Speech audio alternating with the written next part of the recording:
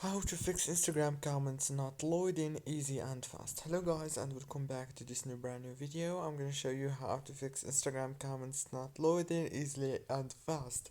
So open the settings on your phone, scroll, go to the apps manager, go to the apps right here. Now on this page, or what you have to do is wait a few seconds, and after you wait it will take you here. Now scroll all the way until you find Instagram.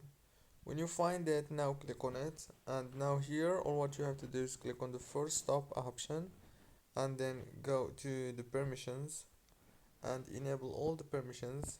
Go back, click on data usage, make sure that all the data usage or network access are enabled. Now restart your phone, reopen Instagram, and the problem must be solved. Don't forget to like, subscribe. Thank you for watching.